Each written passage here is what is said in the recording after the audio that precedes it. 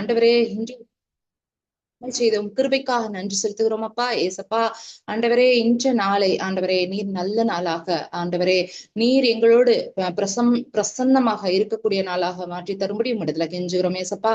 ஆண்டவரே, அருமையான ஆராதனை வேலையை ஏற்படுத்தி தந்தீர் ஆண்டவரே. டாக்டர் புஷ்பலதாவுடைய குரலை மீண்டுமா எங்களை ஆண்டவரே இணைப்பில சேர்த்து எங்களோடு இணைந்திருக்கும்படி செய்து கிருபைக்காக நன்றி செலுத்துகிறேன் அப்பா. ஏசப்பா, எங்களை ஆசீர்வதியும் அப்பா. இந்த செய்தி வேலை முழுமையாக நீர் பொறுப்பெடுத்துக் கொள்ளும் ஒவ்வொரு வார்த்தையும் ஆண்டவரே நீர் ஆண்டவரே ஒவ்வொரு வார்த்தையிலும் நீங்க மகிமைப்படணும், நீங்க வெளிப்படணும். அடியாளை மறைத்தருள் புரியும் இயேசுவே, உம்முடைய மகிமை ஆண்டவரே நீர் மகிமைப்படும்படி ஆண்டவரே உம்மிடத்துல கெஞ்சி மன்றாடுகிறேன். எல்லா துதிகட மகிமையும் ஒருவருக்கே செலுத்துகிறேன். ஏசு கிறிஸ்துவின் நாமத்தின் மூலம் ஜெபிக்கிறேன். ஜீவன் வல்லமையும் உள்ள நல்ல பிதாவே, ஆமேன் ஆமேன். நம்ம இன்னைக்கு எடுத்துக்கொண்ட தலைப்பு பாத்தீங்கன்னு சொன்னா, லாஸ்ட் டைம் கேட்கிறதற்கு காதுள்ளவன் கேட்க கடவன் அப்படின்ற அந்த வார்த்தையை வச்சு, அந்த வார்த்தைக்கு ஆண்டவர் தந்த வார்த்தைகளை நம்ம பார்த்தோம். அந்த காதால நம்ம கேட்டோம்னா ஜெயங்கொள்ளுவோம், ஜெயம் கொண்டோம் என்றால் நம்ம எப்படி மறுமை வாழ்வுல என்ன எல்லாம் பெற்றுக்கொள்வோம், எப்படி எல்லாம் தகுதி பெறுவோம், எப்படி ஆண்டவரோடு கூட நம்ம இருப்போங்கிறத பார்த்தோம். அதன் தொடர்ச்சியாக ஆண்டவர் நான் வேற ஒரு டாபிக் எடுத்தேன். ஆனாலும்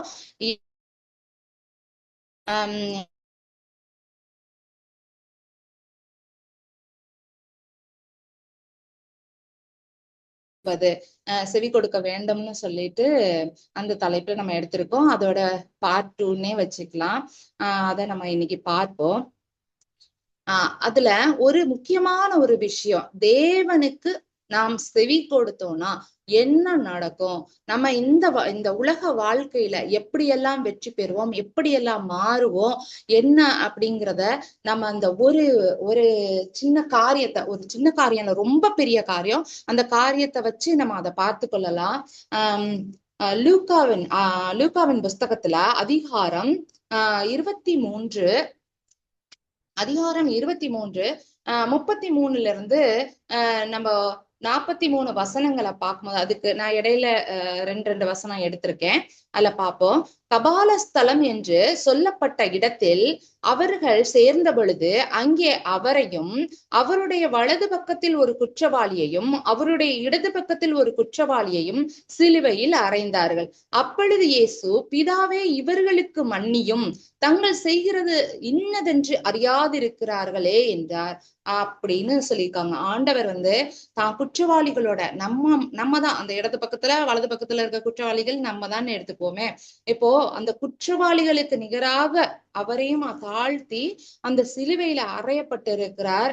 அப்ப கூட ஆண்டவர் நம்மள மன்னிக்கும்படி சொல்றார். அப்போ ஆண்டவர் அந்த சிலுவையில இருந்து பேசியதை, வார்த்தைகளை எல்லாம் அந்த ரெண்டு பக்கம் உள்ளவங்களும் கேட்டுக்கிட்டே தான் இருந்திருப்பாங்க.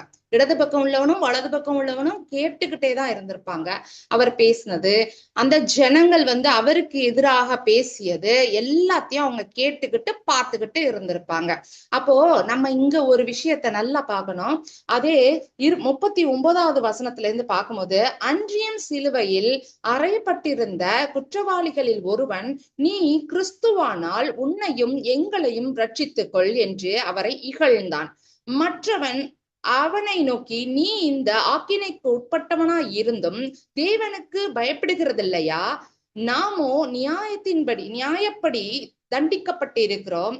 நாம் நடைப்பித்தவைகளுக்கு தக்க பலனை அடைந்திருக்கிறோம். இவரோ தகாததொன்றையும் நடப்பிக்கவில்லையே என்று அவனை கடிந்து கொண்டு இயேசுவை நோக்கி, ஆண்டவரே, நீர் உம்முடைய ராஜ்யத்தில் வரும்போது அடியேனை நினைத்தருளும் என்றான். இயேசு அவனை நோக்கி, இன்றைக்கு நீ என்னுடனே கூட பரதீசில் இருப்பாய் என்று மெய்யாகவே உனக்கு சொல்லுகிறேன் என்றார். அருமையான இந்த ஒரு காரியத்துல நம்ம லைஃபையே பாத்துற முடியும். எப்படின்னா, அந்த வலது பக்கத்துல இடது பக்கத்துல இருந்தவங்க ரெண்டு பேருமே அவருக்கு உண்டான எல்லா ஆக்கினையும் பார்த்தாங்க. அவருக்கு எதிர்த்தாப்புல இருக்கிற மக்கள் பேசுறத பார்த்தாங்க. இவர் பிதாவே இவர்களை மன்னியும், செய்யறது என்னதுன்னு தெரியாம செய்யறாங்கன்னு மன்னியும், எல்லாத்தையும் பார்த்துட்டு தான் இருக்காங்க. அவருக்கு செவி கொடுத்துக்கிட்டு தான் இருக்காங்க. அவர் சொல்றதுக்கெல்லாம் செவி கொடுக்குறாங்க. ஆனா ஒருத்தவன் என்ன சொல்றான், நீ கிறிஸ்துவானா உன்னையே எங்களையும் ரட்சிங்கன்னு இகழ்ந்து பேசுகிறான். எப்படி?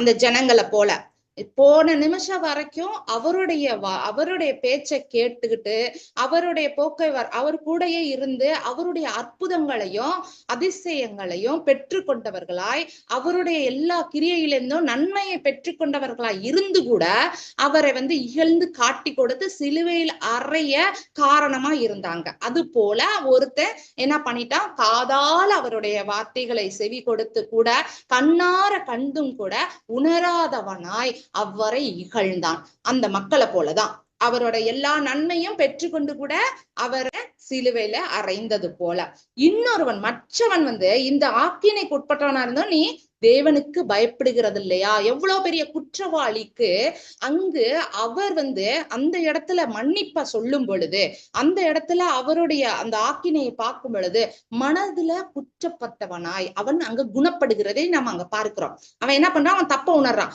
நம்ம 2 பேரும் செஞ்ச தப்புக்கு நம்ம இங்க அடிக்கப்பட்டிருக்கிறோம், சரி, அவர் ஒண்ணுமே செய்யல, அவரு இதுக்கு ஆக்கினைக்கு அவரு அவரை சிலுவையில அரைஞ்சிருக்காங்க, நீ இப்படி இந்த நேரம் கூட நீ தேவனுக்கு பயப்படுகிறது இல்லையா? அப்போ அந்த இடத்துல அவனுக்கு ஒரு தேவ பயம் வருது. ஆண்டவர் அந்த நேரத்துக்குள்ள ஒருத்தவங்க சிலுவையில அரைஞ்சிட்டாங்க, அவ்வளோ ஆக்கின அப்ப கூட ஒருத்தவங்களை மன்னிக்கிறாரு அப்படின்னு சொன்னா மன்னிக்கிறாருன்னு சொன்ன அந்த வார்த்தை அவன் காதுல போகும் பொழுது அவன் என்ன ஆயிடுறான், அவன் குணப்படுகிறான். அவன் இருதயத்துல போய் அவன் குணப்பட்டு அவன் தேவனுக்கு அங்க பயப்படுகிறவனாக இருக்கான். இந்த நேரத்துல நீ தேவனுக்கு பயப்படுகிறது இல்லையா அப்படின்னு அவன் இன்னொருத்தனை பார்த்து கேட்கிறான். அப்போ தேவனுக்கு பயப்படுகிற பயம் வருது பாருங்க. தேவனுக்கு பயப்படுகிறான். அது மட்டும் இல்ல, நாம குற்றம் செஞ்சுதான் இங்க அடிக்கப்பட்டு இருக்கிறோம் என்பதை உணர்கிறான். அந்த குற்றத்தை அறிக்கையிடுகிறான். குற்றத்தை என்ன பண்றான், அறிக்கையிடுகிறான். குற்றத்தை அறிக்கையிட்டு அப்ப என்ன சொல்றான், ஆண்டவரே, அவரே ஆண்டவரேன்னு கூப்பிடுறான். ஆண்டவரே, ஏன்னா குற்றத்தை அறிக்கையிடுகிறான், அங்க மனம் திரும்புகிறான். அவன் அங்க தேவனுக்கு பயப்படுகிறான், அவரை ஆண்டவரே என்று கூப்பிடுகிறான். ஏதோ இவருதான் ஆண்டவர்ன்றத ஒப்புக்கொள்ளுகிறான். ஒப்புக்கொண்டு நீர் உன்னுடைய ராஜ்யத்துல வரும்போது என்னை நினைத்தரலும். அப்பனா அவன் தேவனாக அவரை ஏற்றுக்கொண்டான். ஏற்றுக்கொண்டு என்னை நினைத்தரலும்னு சொல்றான். அப்ப இயேசு அவனுக்கு சொல்றார் பாருங்க, நீ என்னோடு கூட பரதீசில் இருப்பாய் என்று மெய்யாகவே உனக்கு சொல்லுகிறேன். அப்போ எதை நம்ம கேட்கிறோமோ அதன்படி மனம் திரும்பி நம்ம அது அவருக்கு செவி கொடுத்து மனம் திரும்பி நாம் உணர்வுள்ளவர்களாக இருந்து அவரை தேவன் என்று அறிக்கையிடும் பொழுது அவரை விசுவாசிக்கிறான் பாருங்க. ஆண்டவரே, நீர் உம்முடைய ராஜ்யத்தில் வரும்போது அடியனை நினைத்திடலாம். அப்ப அங்க ஒரு விசுவாசம் வந்துடுச்சு, அவர் மேல ஒரு விசுவாசம் வந்துட்டு அந்த விசுவாசத்தின்படி அவன் என்ன சொல்றான், என்ன நினைத்தருளும்னு சொல்றான். அப்போ அந்த நிமிஷம் நீ எல்லா குற்றங்களையும் அறிக்கையிட்டு மனம் திரும்பி எனக்கு செவி கொடுத்து நீ குணப்பட்டு உணரும் பொழுது, என்னை என் தேவனை ஏற்றுக்கொள்ளும் பொழுது, என்னை தேவனுடைய குமாரனாக ஏற்றுக்கொள்ளும் பொழுது, அவர் வேற நான் வேற இல்லைன்னு ஏற்றுக்கொள்ளும் பொழுது மெய்யாகவே பரதீசில் இருப்பா, என்னோட கூட நீ கண்டிப்பா இருப்பேன்னு அங்க சொல்றாரு. கண்டிப்பா இருப்பேன்னு அவனுக்கு சொல்றாரு. அந்த குற்றவாளி நாம தான். நம்மளுடைய பாவங்களை நான் செஞ்சது சரிதான்னு சொல்லவே கூடாது. நம்ம நம்மளுடைய நம்மளுடைய தவறுகளுக்கு நம்ம நியாயம் சொல்லக்கூடாது. உணர்ந்தவர்களாய், தேவனுடைய வார்த்தையை கேட்டு உணர்ந்தவர்களாய் நம்மளுடைய குற்றங்களை அறிக்கையிடணும். அறிக்கையிட்டு தேவனை அங்க பாருங்க, அவன் மனம் திரும்பிட்டான். மனம் திரும்பி அவரை தேவனாக ஏற்றுக்கொண்ட பொழுது அவன் பரதீசில் அவர் கூட சஞ்சரிக்க போகிறான். அப்படிப்பட்ட பாவிகளை ஆண்டவர் பரிகரிக்க வந்த தேவன். அப்போ 46வது வசனத்துல இயேசு, பிதாவே உம்முடைய கைகளில் என் ஆவியை ஒப்புவிக்கிறேன் என்று மகா சத்தமாய் கூப்பிட்டு சொன்னார். இப்படி சொல்லி ஜீவனை விட்டார் அப்படின்னு இருக்கு. அதாவது இதே மார்க் மத்தையில நீங்க பார்க்கும்போது இதே காட்சியில என்ன வரும்னா, ஏலி ஏலி லாமா சபக்தானே அப்படின்னு வரும். என் தேவனே ஏன் என்னை கைவிட்டீர் என்று மகா சத்தமாய் கூப்பிட்டு தன் ஜீவனை விட்டார்னு வரும். அப்ப பாத்தீங்கன்னா 6ஆம் மணி நேரத்துல இருந்து 9ஆம் மணி நேரம் வரைக்கும் ஒரு அந்தகாரம் சூழ்ந்ததாகவும் அங்க சொல்லப்பட்டிருக்கும். இந்த காரியத்தை ஆண்டவர் எப்படி உணர்த்துகிறார் என்றால், அவரு தம்முடைய பிதாவுடைய கைகள்ல ஆவியை ஒப்புவிக்கிறேன் என்று சொல்றார். தம்முடைய பிதாவுடைய கையில ஆவியை ஒப்புவித்து மகா சத்தமாய் கூப்பிட்டு இப்படி சொல்லி ஜீவனை விட்டார். அப்போ தம்முடைய பிதாவுடைய கைகள்ல ஆவியை ஒப்படைக்கிறார்னா, கொடுத்தவங்களுக்கு நம்ம திருப்பி இதை கொடுத்துடணும் தானே. ஆவி யாரோடது? ஆவி யாருடையது? பிதாவுடையது. பிதாவுடைய ஆவியை எந்த கரையும் இல்லாமல், எந்த பாவமும் இல்லாமல் பரிசுத்தமாக வாழ்ந்து, பரிசுத்த அந்த ஆவியை சேதப்படுத்தாமல் தன்னுடைய பிதாவுடைய கையில ஒப்புவிக்கிறார். ஏன் அங்க அந்த வார்த்தை ஏன் வருது? பிதாவுடைய கையில் தன்னுடைய ஆவியை ஒப்புவிக்கிறேன். அந்த ஆவியை ஒப்புவிச்சுதான் ஆகணும். அது அவருக்கு மாத்திரம் இல்ல, நம்மளும் தான். அவர் பரிசுத்தரா இருந்து பரிசுத்த ஆவியை சேதப்படுத்தக்கூடாது. ஆவியை சேதப்படுத்தாமல் அவர் கையில கொடுத்துட்டு ஜீவனை விட்டாரு. ஏன் கொடுத்தாரு? சும்மா விட்டுருக்கலாமே. ஏன்னா உயிர்த்தெழுதல் என்பது ஒண்ணு உண்டு. அது அவர் கையில ஒப்படைச்சா அவரு 3ஆம் நாள் திரும்பவுமாய் உயிர்த்தெழுந்தார். ஆவி சேதமே படல. அப்பாட்ட பத்திரமா கொடுத்து வச்சுறது. இப்ப நம்ம ஏதாவது நம்ம பத்திரப்படுத்தணும்னா என்ன செய்வோம்? நம்ம பெரியவங்க, நம்ம சின்ன பிள்ளையா இருக்கிறோம், நம்ம அம்மா அப்பாட்ட இப்ப நம்ம நகையை கழட்டி கொடுக்குறோம், எதை கொடுக்குறோம், நம்ம யார்கிட்ட கொண்டு போய் கொடுப்போம்? நம்மளா பத்திரமா வச்சுப்போம். நமக்கு அது பத்தாதுன்னு நம்மளுடைய பெரியவங்கள்ட்ட கொடுப்போம் இல்லையா? அந்த மாதிரி இந்த பத்திரமா வச்சுக்கோங்கன்னு சொல்லி அந்த சேதப்படாம, ஏன்னா சேதப்படாது, அப்பதான் சேதப்படாம அவர் கையில கொடுத்து வச்சு 3ஆம் நாள் அந்த உயிர்த்தெழுதல் திரும்பவுமாக அதை பெற்றுக்கொண்டார். அதே போலதான் நமக்கு சொல்லப்படுகிறது. நம்முடைய ஆவி ஆத்மாவில நம்ம ஏற்கனவே பாவம் செஞ்சவங்க இல்லையா?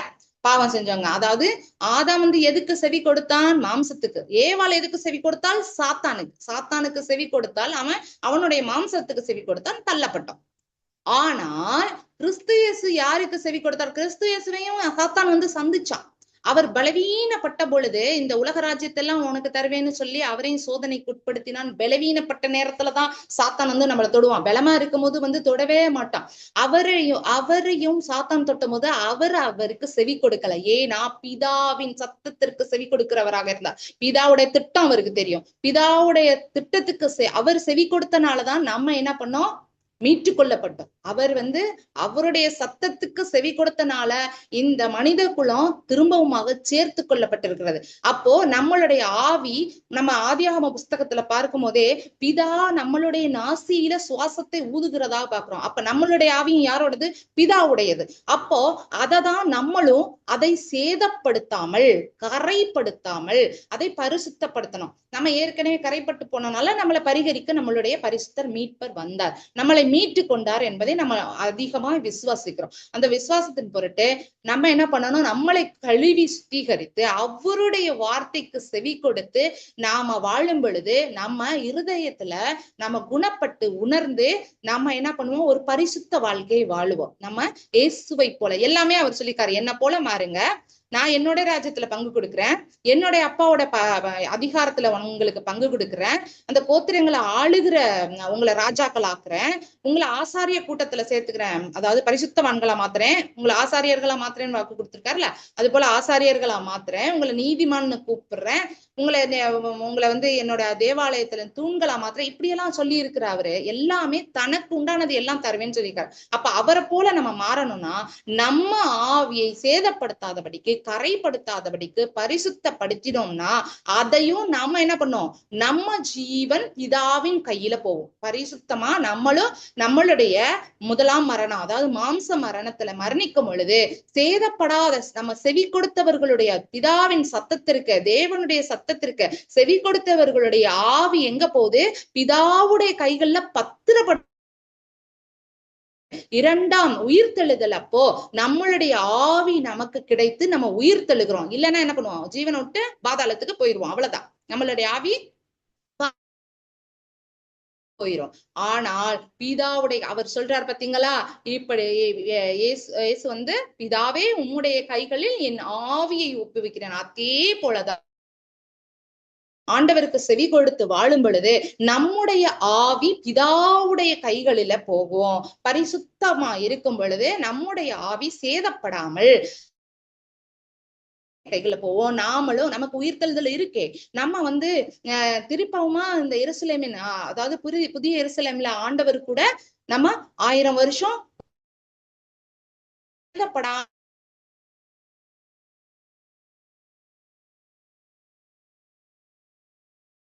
ஆமல் பரிசுத்த ஆவி நமக்கு திரும்ப சேதப்படுத்தாது. இரண்டாம் மரணம் என்பது நமக்கு கிடையாது. அப்பொழுது தேவனோடு சஞ்சரித்து நாமளும் பரதீசில் இருப்பது அதிக நிச்சயம் அப்படிங்கிறத இந்த ஒரு காரியம் உணர்த்தியது. இந்த ஒரு காரியத்துல நம்முடைய வாழ்க்கைக்கு தேவையான அனைத்தையும் இந்த ஒரு காரியம் நமக்கு சொல்லி தருகிறது. அதை பார்க்கிறோம். அப்போ பாத்தீங்கன்னா முதலாவது பாத்தீங்கன்னா ஆதியில ஒளி வந்தது. ஒளி ஒளி ரெண்டு இருக்கு. அப்போ ஒளி வந்து சவுண்டு, இன்னொரு ஒளி வந்து வெளிச்சம். ஒளி வந்தது, பின்பு ஒளி வந்தது. அப்ப பாத்தீங்கன்னா முதலாவது என்ன வந்துச்சு? ஆண்டவர்கிட்ட சவுண்ட், வெளிச்சம் உண்டாக கடவது அப்படின்னு சொல்லும் போது அந்த சத்தத்தை பிரபஞ்சம் கேட்டு வெளிச்சம் வந்தது, காட்சிகள் நமக்கு தோன்றின அப்படிங்கிறத நம்ம பாக்குறோம். அப்ப நம்ம வந்து தேவன் என்ன சொல்றாரு? முதலாவது எனக்கு செவி கொடு, அப்ப உன் கண்கள் திறக்கப்படும், உனக்கு உண்மையான காட்சி எது அப்படின்னு நீ தெரிந்து கொள்வாய். எப்படி? அப்பதான் நம்ம வந்து எல்லாத்தையும் தெளிவா பார்க்க முடியும். இதுக்கு முன்னாடி நம்ம பார்த்துட்டு தான் இருந்திருப்போம். ஆனா ஆண்டவருடைய வார்த்தை நம்ம காதுல விழுகும் பொழுது அந்த வார்த்தை நம்ம இருதயத்துல போய் நமக்கு உணர்வடைய செய்திருக்கும். நம்ம சிந்தையில போய் அது நம்மளை குணப்படுத்தி இருக்கும். அது முன்னாடி இருந்த நம்மளோட கண்ணோக்கத்திற்கும் இப்ப உள்ள கண்ணோக்கத்திற்கும் நிறைய டோட்டல் டிஃபரன்ஸ். வானத்துக்கும் பூமிக்கும் உள்ள வித்தியாசம் நமக்கே தெரியும். அதை நம்மளே ஒரு விசை நம்மளை ஆராய்ந்து பார்த்தோம் என்றால் நமக்கு தெரியும். அதே போல பாத்தீங்கன்னா அது எப்படின்னா, ஒரு எக்ஸாம்பிள் பாத்தீங்கன்னா பவுலை எடுத்துக்கலாம். பவுல் வந்து முன்னாடி என்ன பண்ணுவாரு? இந்த நம்ம கிறிஸ்தவ மார்க்கத்துல உள்ளவங்க எல்லாத்தையும், இயேசுவை பின்பற்ற எல்லாத்தையும் துன்பப்படுத்துகிறவராக இருந்தாரு. அதே பவுல் வந்து எல்லாத்தையும் அரெஸ்ட் பண்றதுக்கு தமஸ்குக்கு ஒருவர் அதிகாரத்தை வாங்கிக்கிட்டு வரும்பொழுது ஆண்டவர் அவருடைய கண்களை மூடி அவருடைய வார்த்தை சொல்வார், சவுளே சவுளே நீ ஏன் என்னை துன்பப்படுத்துகிறாய்? திரும்ப இவர் கேட்பார், நீங்க யாருன்னு கேட்கும் பொழுதுதான், நீ துன்பப்படுத்துகிற இயேசு நானே அப்படின்னு சொல்லுவார். அப்போ அந்த வார்த்தை அவர் செவியில போய் அவர் இருதயத்தில் குத்தப்பட்டவர்களாக அங்க குணப்பட்டார். அவர் வந்து குணப்படுகிறதை பார்ப்போம். குணப்பட்டு மீண்டுமாய் அவர் கண்கள் திறக்கப்படும் பொழுது அவருடைய கண்ணோக்கம் வேறாக இருந்தது. அடித்தவர் என்ன பண்ணாரு? அடி வாங்கினார். அடிச்சுக்கிட்டு இருந்தவரு அடி வாங்கினார். அப்ப என்ன செஞ்சுச்சு? அவர் தேவனுக்கு அந்த நேரம் செவி கொடுத்தார். தேவனுக்கு செவி கொடுக்கும் பொழுது அங்கு ஒரு உணர்வு உண்டு ஆகிறது. இந்த உணர்வு உண்டாகி அப்பதான் காட்சி வேறு மாதிரி தெரியுது. கண்ணுக்கு காட்சிகள் வேறு மாதிரி தெரியுது. நமக்கு முன்னாடி வேற மாதிரி தெரிஞ்சதெல்லாம் அதுக்கப்புறம் வேற மாதிரி தெரிஞ்சு அவர் குணப்பட்டவராய் தேவனுக்கு சாட்சியாக தேவனுக்காகவே வாழ்கிறவராக இருந்ததை நம்ம அங்க பார்க்க முடியும். அதே போல பாத்தீங்கன்னா நோவா வந்து தேவனுக்கு செவி கொடுத்தான். நோவாவை எல்லாரும் பைத்தியக்காரன்னு சொன்னாங்க. 100 வருஷம் ஒரு போட்டை, ஆண்டவர் சொன்ன ஒரு இன்ஜினியரிங் பண்ண அந்த போட்டை கட்டிட்டு இருந்தவரை பார்த்து எத்தனை பேர் பழிச்சு பைத்தியக்காரன்னு சொல்லியிருப்பாங்க. இருந்தாலும் அதுல இருந்து வழிவிலக்காமல் நோவா செவி கொடுத்த போது ஆண்டவர் அவனை நீதிமான், அத்தனை அந்த உலகத்துல ஃபுல்லா எல்லாத்தையுமே அழிச்சுட்டாரு. ஆனா ஒருத்தனை நீதிமான்னு எடுத்துக்கிட்டாரு. ஏன்? தேவனுக்கு செவி கொடுத்து கீழ்ப்படிந்தான். அவன் என்ன நடக்க போகுதுன்னு தெரியாது, என்ன செய்ய போறாருன்னு தெரியாது, என்னமோ ஒண்ணு நடக்க போகுது. ஆனால் தேவனுக்கு செவி கொடுத்தான். தேவனை நேர்ல பார்க்கல, அவன் செவி கொடுத்தான், அவன் விசுவாசித்தான், அவன் நம்பிக்கையோடு இருந்தான். ஏன்னா விசுவாசம் வந்து நம்ம அப்ப நம்புறது, நம்பிக்கைனா எதிர்காலம், அந்த வரப்போறத அவன் நம்பிக்கையோட இருந்தான். அப்படி நம்பினான். அப்ப என்ன ஆனிச்சு? உலகமே அழிஞ்சிச்சு. ஆனா எதுவுமே அவனை மேற்கொள்ளவில்லை, அவனை சேதப்படுத்தவில்லை. எல்லாவற்றிற்கும் அவனையும் அவன் குடும்பத்தையும் தேவன் தப்புவித்து அவன் ஒரு நீதிமானை கொண்டு அவன் செவி கொடுத்ததுனால அவன் குடும்பத்தையே அவர் ரட்சித்து அதை பிரயோஜனப்படுத்தி இந்த உலகத்தை ரீக்ரியேட் பண்றதுக்கு, அதாவது உலகத்தை மீண்டுமாய் அவர் படைப்பதற்கு அவனை பயன்படுத்தி கொண்டார். எப்படிப்பட்ட ஒரு கேரக்டர் பாருங்க, எப்படிப்பட்ட ஒரு பாத்திரம் பாருங்க. தேவன் வந்து உலகத்தையே அழிக்கிறாரு. உலகத்தை அழிச்சும் போது கூட அவனை வச்சு அடுத்த உலகத்தை வந்து ரீக்ரியேட் பண்றாரு. அப்படிப்பட்ட அவன் எதனால அவன் அப்படி பயன்படுத்தினா? தேவனுக்கு செவி கொடுத்ததுனால. அதே போலதான் நம்முடைய விசுவாசத்தின் தந்தையான ஆபிரகாம், மோசே போன்றவர்கள் செவி கொடுத்தார்கள், ஜீவ புஸ்தகத்தில் இடம் பெற்றார்கள், விடுதலை வாங்கி தந்தார். அப்போ இப்போ நம்ம இன்னைக்கு வாசிச்சோம்ல வேத பாடம், அதுல கூட சகோதரரே உங்களுக்குள்ள வாழ்கிற ஒருவனை என்னை போலவே அவனை தேர்ந்தெடுத்திருக்கேன். எதுக்காக? உங்களை வழி நடத்துறதுக்கு. அவனுக்கு செவி கொடுப்பீர்களாக. அவனை பார்த்து நடந்துக்கோங்கலாம் இல்ல, அவன் சொல்றதை கேளு. கேட்டாதான், கேட்கறதுதான் ஞானம். கேட்கறதுதான் கல்வி. அது ஒரு ஞானம், புத்தி, அறிவு, எப்படினாலும் சொல்லலாம். ஆனா எல்லாத்துக்கும் வேற வேற அர்த்தம் இருக்கு, அதை நான் பின்னாடி சொல்றேன். அந்த மாதிரி அவனுக்கு செவி கொடுங்க. அவங்க எல்லாம் என்ன பண்ணாங்க? அவங்க செவி கொடுத்தார்கள். ஒருத்தன் உலகத்தை ரீக்ரியேட் பண்றதுக்கு பாத்திரவானா இருந்தான் நோவா. மோசே அந்த இனத்தை விடுதலையாக்குறதுக்கு அவரை பயன்படுத்தினார். ஏன்னா தேவனுக்கு கீழ்ப்படிந்து செவி கொடுத்தான், தேவனை தேடினான். எனக்கு செவியில கேட்கிற சத்தம் இங்கிருந்து வருது, அது யாருன்னு அவன் அதை ஆராய்ந்தான். செவி கொடுக்கும்போது என்ன பண்ணுவோம்? நமக்கு ஒரு புத்தி வரும், நம்ம இதை ஒரு அறிவு கிடைக்கும். அதை ஆராய்ந்து பார்க்கணும். என்னை எடுத்துக்கோங்களேன், நான் செவிதான் கொடுத்தேன். எப்படின்னா, நான் கண்ணால பார்த்து எத்தனையோ தடவை குர்ஆன்ல நான் வாசிச்சிருக்கேன் என் தேவனை பற்றி. ஆனால் அதை கண்டும் காணாது இருந்தேன். ஆனா ஒரு நாள் என்னுடைய பழைய அந்த ஆலயத்துல இருந்து, பள்ளிவாசல்ல இருந்து ஈசாவை பற்றி, அதாவது இயேசுவை பற்றிய காரியங்கள் சொல்லும் போது தூரத்திலே இருந்து அது என் காதுல விழுந்துச்சு. அதுக்கு ஆண்டவர் என் காதுகளை கவனிக்கும்படி செய்தார். காதுகள் மட்டும்தான் கவனமா இருக்கணும். ஆனா காதுகள் நம்ம உடம்புல இருக்கிற ஒரு ஃபில்டர், அது ஒரு வடிகட்டி. அதாவது தேவையில்லாதத அங்கேயே வெளியில விட்டுறணும், தேவை உள்ளதை மட்டும்தான் உள்ள எடுக்கணும். அது நம்ம காது, நம்ம உடம்புல இருக்க ஒரு ஃபில்டர் மாதிரி. தேவையானதுக்கு ஆண்டவர் என் செவியை கவனிக்க செய்தார். அன்று ஒரு அறிவு, தேவனை அறிகிற அறிவை ஆண்டவர் எனக்கு கொடுத்தார்.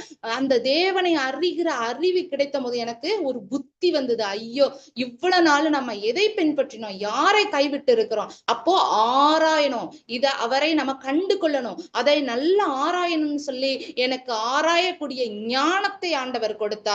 அதை நான் தேடினேன், அவரை ஆராய்ந்தேன், அவரை கண்டு கொண்டேன். இன்று அவரோடு கூட நிற்கிறேன். நான் விசுவாசிக்கிறேன் அவரை. அதே மாதிரி அவர் நம்பிக்கையோடு காத்திருக்கேன். நான் கண்டிப்பா அவரோட பரதேசில் நான் போவேன் அப்படின்னு சொல்லி நான் நம்பிக்கையோட காத்திருக்கேன். அதனால செவி கொடுக்கும் பொழுதுதான் அந்த ஞானம் வரும். நான் எத்தனை தடவை குர்ஆன்ல அந்த வார்த்தைகளை பார்த்து வாசித்திருப்பேன். ஆனா அப்ப வராத உணர்வு ஆண்டவருடைய வார்த்தையை கேட்ட பொழுது என் இருதயத்துல ஆமா தானே, இது உண்மைதானே அப்படின்னு சொல்லி அவரை ஆராயக்கூடிய அறிவு கிடைத்தது. அதனால தேவனை செவி கொடுக்கும் பொழுது தேவனை அறிகிற அறிவு நமக்கு கிடைக்கிறது.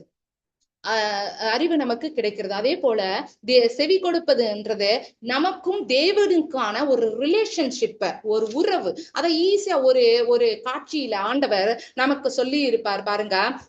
யோவானுடைய புஸ்தகம் 11வது அதிகாரம் 41 43 வசனங்களை வாசிக்கும் பொழுது பார்த்தோம்னு சொன்னா, இயேசு அவனை நோக்கி 41 43, அதாவது அப்பொழுது மரித்தவன் வைக்கப்பட்ட இடத்திலிருந்து கல்லை எடுத்து போட்டார்கள். இயேசு தம்முடைய கண்களை ஏறெடுத்து, பிதாவே, நீ எனக்கு செவி கொடுத்தபடியினால் உம்மை ஸ்தோத்தரிக்கிறேன். எப்படி? பிதாவே, நீர் என்னை, அதாவது அவர் எப்பவும் பிதா தனக்கு செவி கொடுப்பார்னு அவர் விசுவாசத்தோட, நீர் செவி கொடுக்கிறபடினால் உண்மை ஸ்தோத்தரிக்கிறேன், தேங்க் பண்றாங்க.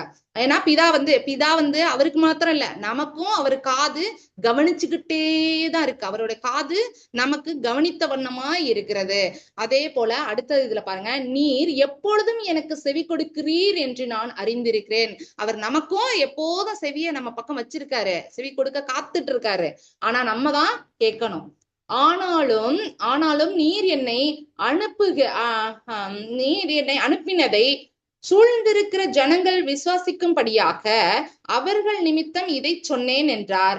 இவைகளை சொன்ன பின்பு லாசருவே, வெளியே வா என்று உரத்த சத்தம் விட்டு கூப்பிட்டார். அதாவது அவரு அந்த இடத்துல என்னத்த சொல்ல வர்றாரு? செவி கொடுக்கறதுக்கு என்ன சொல்ல வர்றாருன்னா, இங்க பாருங்க, காது கொடுக்கறது தான் ஒரு ரிலேஷன்ஷிப். அவர் எப்போதும் அவருடைய செவிகள் நமக்கு கவனித்த வண்ணமாய்தான் இருக்கிறது. அப்போ நீங்க என்ன பண்ணணும்? அவருக்கு செவி கொடுத்து நடக்கும் பொழுது உங்களுடைய ஜெபங்கள், உங்களுடைய விண்ணப்பங்கள் அவருடைய செவியில எட்டும் பொழுது என்ன பண்றாங்க? மரித்த உடலை கூட எழுப்ப அங்க உங்களுக்கு வல்லமை இருக்கிறது. ஏன்னா நம்முடைய பக்கமா தான் பிதாவுடைய செவி கவனித்து கொண்டே இருக்கிறது. அவருடைய வார்த்தைக்கு செவி கொடுப்பவர்களுடைய வார்த்தை அவருடைய செவிகளில் எட்டுகிறது. அப்போ எட்டுனா என்ன ஆகும்? மரித்தவரை கூட உயிர்த்தல செய்யக்கூடிய வல்லமை நமக்கு கிடைக்கும்.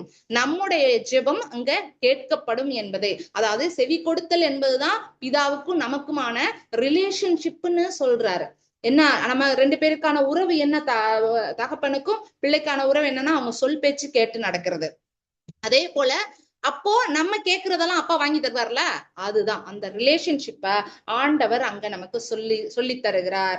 அதே போல மத்தேயுவின் புஸ்தகத்துல 17வது அதிகாரம் 5வது வசனம் இப்படியாக சொல்லுகிறது, அவன்னா பேதுரு போகையில் இதோ ஒளியுள்ள ஒரு மேகம் அவன் மேல் நிழலிட்டது.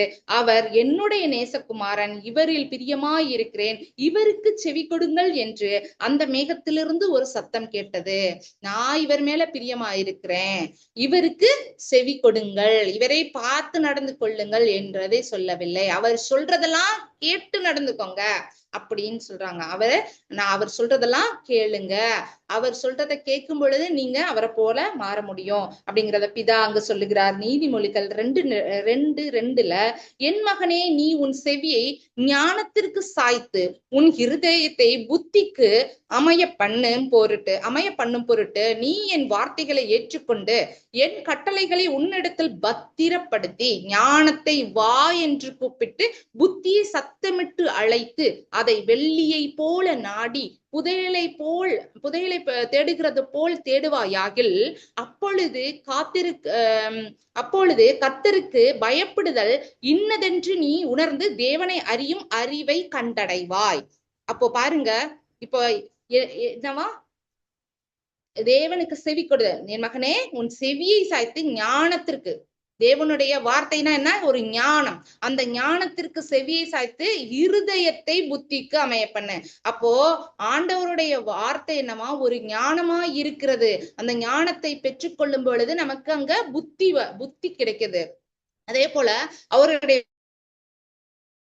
நம்ம என்ன பண்ணுவோம், நம்மளுடைய எல்லா நடக்கைகளையும் பத்திரப்படுத்துவோம். அதன்படி நடக்கும் பொழுது அங்க என்ன சொல்றோமா, பத்திரப்படுத்தும் போது அதை கேட்டு நடக்கும் பொழுது என்ன கூப்பிடுறோமா, ஞானத்தை, ஆண்டவருடைய வார்த்தையை கேட்கும் பொழுது ஞானத்தை வா என்று கூப்பிட்டு புத்திய அதாவது புதையலை தேடுறது போல,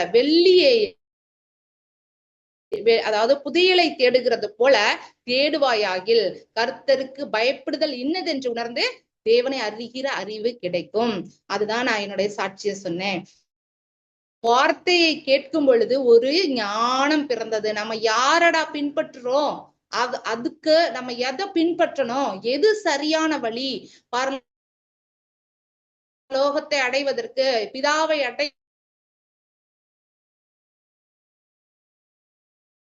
யார் சொன்னதை நான் கேட்கணும், யார் சொல்படி கேட்டா நான் அந்த வழியில போனா எனக்கு என்ன கிடைக்கும்ன்றத புதையலை தேடுகிறது போல அவருடைய ஒவ்வொரு வார்த்தையும் தேட ஆரம்பிச்சேன். ஒவ்வொரு வார்த்தைக்கும் என்ன அர்த்தம்னு கண்டுபிடிச்சேன். அது மட்டும் இல்ல, ஏன் இவ்வளவு நாள் நான் கண்டு கொள்ளாமல் இருந்தேன் என்று குத்தப்பட்டவளாகி எத்தனையோ இரவுகள் நான் அழுது இருக்கிறேன். ஆண்டவரே, உன்னை ஏன் கண்டும் காணாமல் இருந்தேன் என்று உம்மை நான் தேடலையே, இதை பார்த்து கூட நான் தேடலையேன்னு சொல்லி நான் கதறி இருக்கிறேன். அது போல புதையலை தேடுகிறது போல தேடும் பொழுது உணர்ந்து தேவனை அறியும் அறிவு கிடைக்கும். அன்னைக்கு தான் எனக்கு தெரிஞ்சது, அவர் நியாயம் தீர்க்க வருவார் என்றால் அவரே தானே தேவன், நாம அவரை ஏற்றுக்கொள்ளவில்லையே என்று உணர்ந்த ஒரு அறிவு அன்னைக்குதான் கிடைச்சது. அது வரைக்கும் நான் அறிவு இல்லாம தான் இருந்தேங்கிறத நான் கண்டிப்பா ஒத்துக்குவேன். அதே போல நீதிமொழிகள் 4வது அதிகாரம் 20-22 நம்ம பார்க்கும்போது, என் மகனே, என் வார்த்தைகளை கவனி, என் வசனங்களுக்கு உன் செவியை சாய், அவைகள் உன் கண்களை விட்டு பிரியாதிருப்பதாக, அவைகள் உன் இருதயத்துக்குள்ளே காத்துக்கொள், அவைகளை கண்டுபிடிக்கிறவர்களுக்கு அவைகள் ஜீவனும் உங்கள் உடலுக்கெல்லாம் ஆரோக்கியமுமாம் அப்படின்னு. அப்போ பாத்துக்கோங்க, என்னவா, அவருடைய வார்த்தைகளை கவனிச்சு கேட்டு செவியை சாய்ப்பவனுக்கு என்ன, அதை கண்களை விட்டு பிரியாது. ஃபர்ஸ்ட் காதுல கேட்கணும், அப்புறம் காட்சி வேறுபடும், கண்கள் திறக்கப்படும். அங்க சொல்றாரு பாருங்க, செவியை சாய், அவைகள் உன் கண்களை விட்டு, அதுக்கப்புறம் உன் கண்களை விட்டு அதை பிரிச்சிடாத, அப்படி வச்சுக்கோ. அவைகள் உன் இருதயத்துக்குள்ளே காத்துக்கொள். அதாவது காது கேட்கும், அப்புறம் மனக்கண்ணால ஆண்டவரை நோக்குவோம், பார்ப்போம், காட்சிகள் வேறு மாதிரி தெரியும். அப்போ இருதயத்துக்குள்ள காத்துக்கொள்ளுவோம், இருதயம் அப்பொழுதுதான் குணப்படும். அப்படி கண்டுபிடிக்கிறவர்களுக்கு என்னவா, ஜீவனும் உடலுக்கெல்லாம் ஆரோக்கியமாமா. ஆமா, ஜீவன் அப்பதான் கிடைக்குது.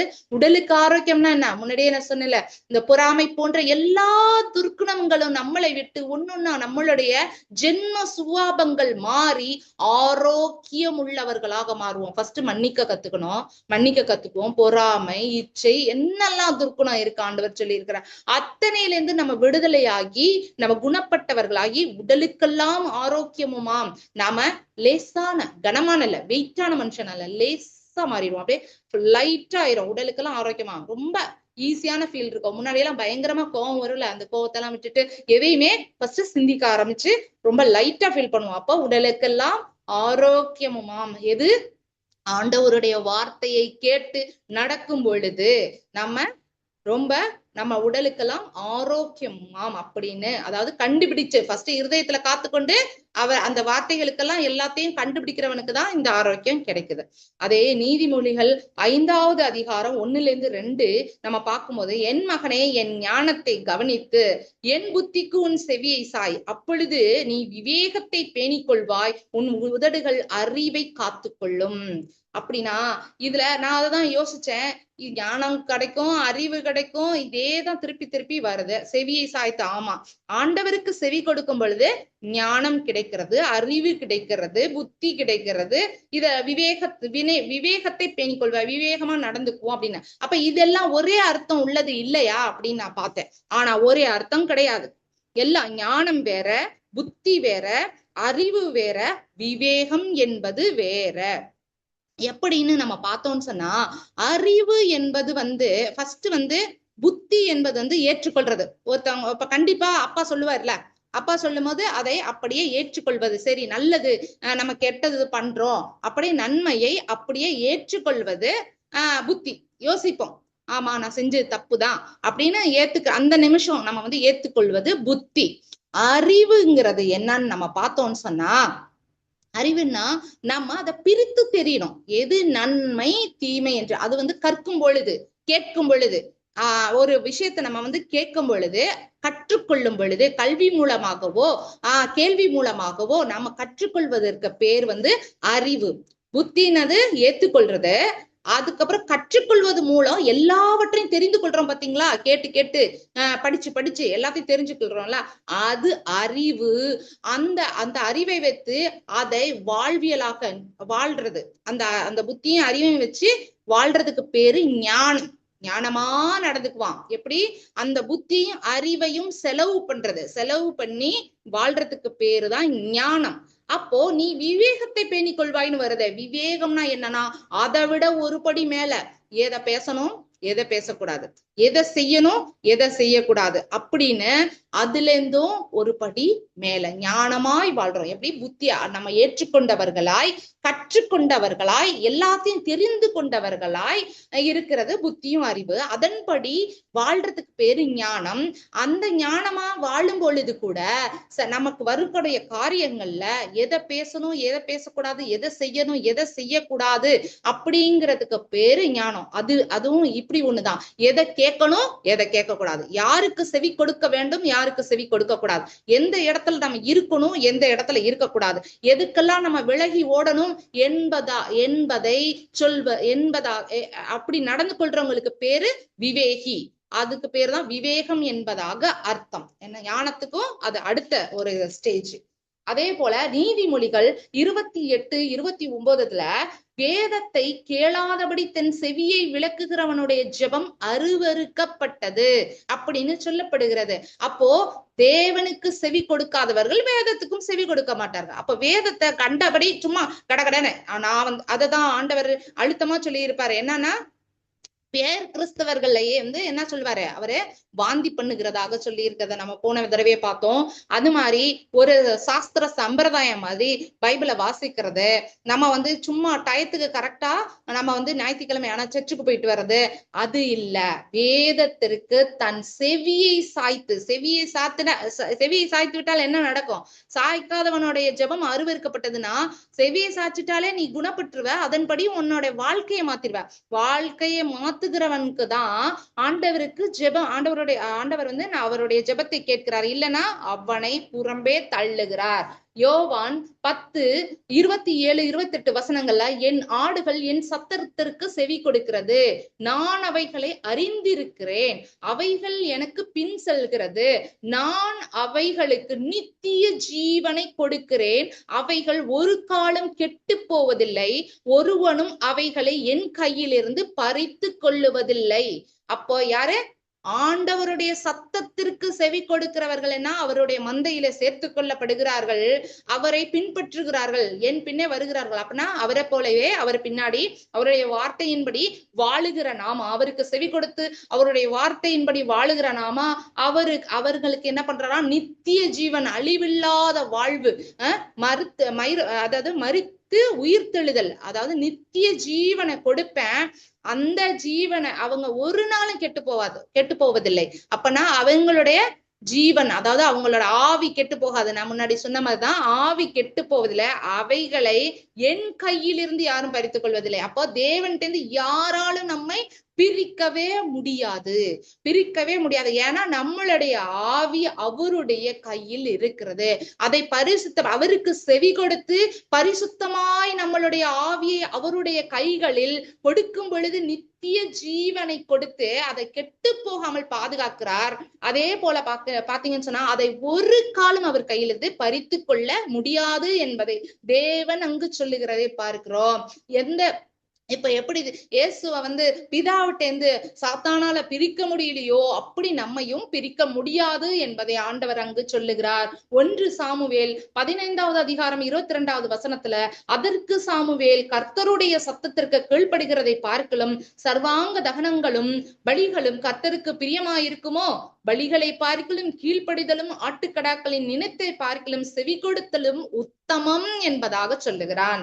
அப்போ நீ எனக்கு பலி கொடு, நீ எனக்கு நேர்த்திக்கணும் சொல்லு, அதெல்லாம் உன்ட்ட நான் எதிர்பார்க்கல. உன் பலியும் வேண்டாம், நீ தூபம் காட்ட வேண்டாம், நீ எனக்கு பொருத்தனை பண்ண வேண்டாம், அதெல்லாம் எனக்கு பிரியம் கிடையாது. நீ எனக்காக எவ்வளவு காசு செலவு பண்றியோ, நீ என்ன பண்றியோ அது எனக்கு இல்ல. ஏன் சொல்படி கேட்டினா எனக்கு கீழ்ப்படிஞ்சா. எங்கிருந்து கீழ்ப்படிதல் வருது? தேவனுக்கு பயப்படுகிற பயம் எங்கிருந்து வருது? அவருடைய வார்த்தைக்கு செவி கொடுக்கும் பொழுது அந்த பயம் வருகிறது. பயம் வரும்போது கீழ்ப்படிதல் வருகிறது. கீழ்ப்படிதலும் ஆட்டுக்கடாக்கள் நினைத்தை பார்க்கணும் செவி கொடுத்தல் உத்தமம். செவி கொடுத்தல்னா அவருடைய வார்த்தையை நீ கேட்டு அதன்படி உன்னுடைய வாழ்க்கையை வாழ்வது உத்தமம். உத்தமம்னா என்ன அர்த்தம் தெரியுமா? தவறே இல்லாத, குற்றமே இல்லாத, பரிசுத்தமான. உத்தமன் உத்தமின்னு சொல்லுவாங்கல்ல, ஒரு தப்பு கூட கண்டுபிடிக்க முடியாத அப்படின்னு அர்த்தம். அப்ப அந்த தப்பு கூட கண்டுபிடிக்க முடியாத வாழ்க்கையை நாம் வாழுவோம். அவருக்கு செவி கொடுத்தாலே ஒளி அது நடக்காது. ஏன்னா இந்த இடத்துலயும் நான் ஏன் சாட்சியை தான் சொல்றேன். நான் முன்னாடி என்னுடைய பழைய இதுல இருக்கும் பொழுது 5 வேளை தொழுகுவேன், ஒரு நோன்பு விடாம வைப்பேன். அப்படிதான் என் ஆண்டவரை புகழ்ந்து பேசுவேனே தவிர அந்த வார்த்தையின்படி நடந்திருக்கிறேன்னா அது இல்லவே இல்லை. எனக்கு இருந்த பெருமை, அப்படி ஒரு பெருமை, அவ்வளவு ஒரு ஆணவம், அவ்வளவு துமுறு, அவ்வளவு கோபம் எல்லாம் இருந்த. ஆனா எப்படி மாறுனுச்சு? அந்த ஆண்டவருக்கு செவி கொடுக்கும் போது, என் இயேசுவுக்கு செவி கொடுக்கும் பொழுது நான் குணப்பட்டேன். எப்படி போனுச்சு அந்த குணங்கள்? எப்படி நான் மாறினேன்? அதுதான். அப்ப என்ன சொல்றாரு? தேவனுக்கு செவி கொடுத்தல் உத்தமம். அப்பனா ஒரு தவறு, உத்தமம்னா என்ன? ஒரு தவறும் கண்டுபிடிக்க முடியாத, ஒரு தவறுமே இல்லாத வாழ்க்கையை வாழ தேவனுக்கு செவி கொடுக்கணும். தேவனுக்கு செவி கொடுத்தால் நாம் உத்தமனாகவும் உத்தமியாகவும் உத்தமம் நிறைந்த வாழ்க்கையை வாழலாம் என்பதை சாமுவேல் அழகாக நமக்கு அங்கு சொல்லி இருக்கிறார். அப்போ குற்றமில்லாத ரத்தத்தினால நம்ம கழுவப்பட்டு குற்றமில்லாத உத்தமமான வாழ்க்கை வாழ ஆண்டவர் அழைக்கிறார். அவருக்கு நாம செவி கொடுக்க வேண்டும். லூக்கா 11:27-28 பார்க்கும்போது அவர் இவைகளை சொல்லுகையில் ஜனக்கூட்டத்திலிருந்து ஒரு ஸ்திரீ அவரை நோக்கி, உம்மை சுமந்த கர்ப்பமும் நீர் பாலுண்ட முளைகளும் பாக்கியமுள்ளவைகள் என்று உரத்த சத்தமிட்டு சொன்னாள். அதற்கு அவர், அப்படியானாலும் தேவனுடைய வார்த்தையை கேட்டு அதை காத்து கொள்ளுகிறவர்களே அதிக பாக்கியவான்கள் என்றார். அப்போ பாருங்க, நம்ம இப்போ மேரிய நம்ம என்ன சொல்லுவோம்? ஜீசஸோட மதர் மேரிய நம்ம என்ன சொல்லுவோம்? ஸ்திரீகளில் பாக்கியவதி. ஸ்திரீகளுக்குள்ளே பாக்கியம், அவங்களுக்குள்ள பாக்கியம் யாருக்கும் கிடையாது. நான் அப்படிதான் நினைப்பேன். ஐயோ, அந்த அந்த ஒரு புனித அந்த பரிசுத்தர அந்த சுமந்த அந்த கர்ப்பம் எப்படிப்பட்டதா இருக்கும். அவன் அந்த ஸ்திரீ சொன்னது போலதான். அப்போ அவ்வளவு பாக்கியம் உள்ள அந்த ஸ்திரீயை விட ஒரு படி மேன்மையாக நம்ம சொல்லுகிறார். உம்மை அவரை நோக்கி உம்மை சுமந்த கர்ப்பமும் நீர் பாலுண்ட முளைகளும் பாக்கியம் உள்ளவைன்னு சத்தமிட்டு சொல்றார். அதற்கு அவர் என்ன சொல்றாரு, அப்படி ஆனால் அப்படி வார்த்தையை கேட்டு அதை காத்து கொள்கிறவர்களே அதிக பாக்கியம் உள்ளவன்கள், அதிக பாக்கியவான்கள்னு சொல்றாரு. அப்போ அதிக பாக்கியவான்கள் யார்? தேவனுடைய வார்த்தை கேட்டு நடப்பவர்கள் அவரை சுமந்தவர்களை பார்க்கிலும் பாக்கியமுள்ளவர்கள் என்கிறார். ஏன்னா நம்ம முன்னாடியே நம்ம யோவான்ல பார்த்திருக்கிறோம். யார் வந்து உங்களுடைய அம்மாவும் சகோதரர்களும் உங்களை பார்க்க வந்திருக்காங்கன்னு சொல்லும் போது அவர் சொல்வார், யார் என் தாய், யார் என் சகோதரர்கள், இவர்களே என்ன எனக்கு என் பிதாவும் தாயும்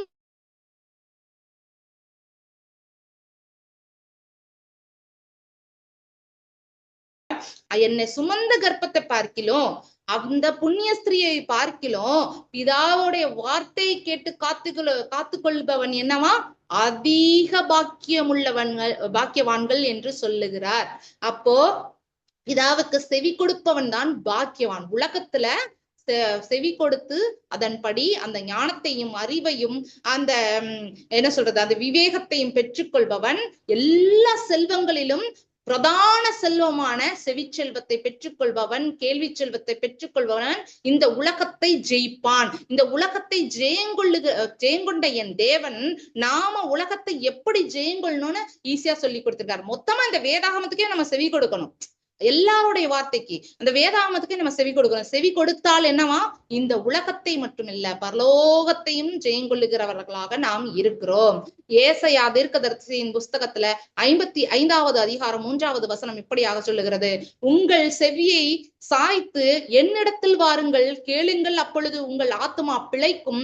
தாவீதுக்கு அருளின நிச்சயமான கிருபைகளை உங்களுக்கு நித்திய உடன்படிக்கையாக ஏற்படுத்துவேன். அப்போ தாவீதுக்கு என்ன, எனக்கு என்ன பண்ணணும், என்னுடைய செவியை உங்களுடைய செவியை சாய்த்து கவனித்து என் பிறகு வாங்க, என் பின்னாடி வந்தீங்கன்னா என்ன சொல்றாரு, உங்களுடைய ஆத்மா பிழைக்கும். நீ என்ன பண்ணுவ, நீ இந்த உலகத்துல உன்னுடைய ஆத்மா சேதப்படாதபடிக்கு பிழைக்கும். அப்படி இருந்தும் கூட தாவீதுக்கு என்ன உடன்படிக்கை அளித்தாரு, உன்னுடைய வம்சத்துல இந்த இஸ்ரவேலை ஆளுகிறதற்கு ஒரு பிள்ளை இல்லாம போயிருமா, நான் உனக்கு உன்னுடைய வம்சத்துல எல்லாமே ராஜாவா வருவாங்கன்னு தாவீதுக்கு ஆண்டவர் ஒரு உடன்படிக்கை கொடுத்தார்.